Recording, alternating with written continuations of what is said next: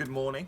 As promised, hopefully some ideas around how we can coach what we had planned as a group session into a one-to-one and individual session. Challenging times. As coaches, we'll have these. It might be on an occasion that there's a set of injuries and we have to isolate one player and work with those. These things sets trials, but it will help you as a coach.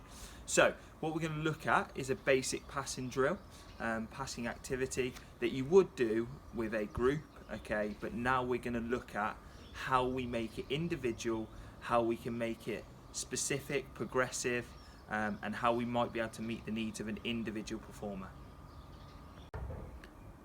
So what we're going to do is we're simply just going to stand 5 yards away from each other, okay? And we are just going to play the ball, okay? Basic simple pass, okay, with the inside of our foot, okay? 3 key things that we're looking at.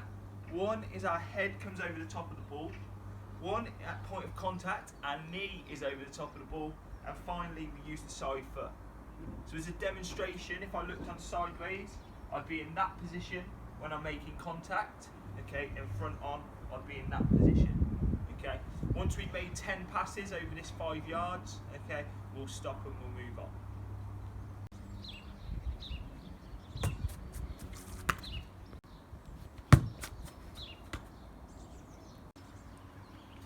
Once we've completed our first basic 10, okay, what I want you to do as a coach, I want you to make sure that we are using the side of our foot, the knee and our head, okay, so we can give some coaching points there. This is what we can do to improve. This is how it will have an impact on your performance, okay? For junior children, okay, young players, young boys, young girls, it's important that they know in their feedback what they are doing well, okay, so they can continue with that. So, little progression now.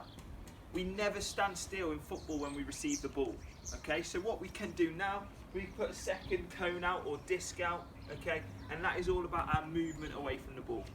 So, first things first, we won't have the ball to start with. Our movement triggers the pass.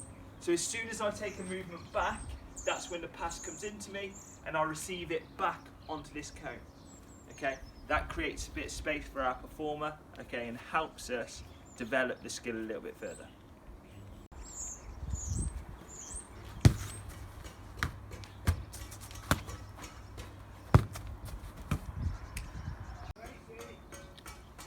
For both of those activities, those drills, okay, one thing that we can do to stretch a player, challenge a player, okay, or add an additional progression is isolate their weak foot, okay?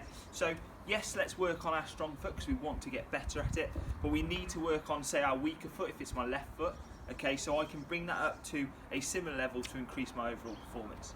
So both of those drills, basic passing, left and right foot, okay, this activity, collecting and passing on the right foot, collecting and passing on the left foot, okay.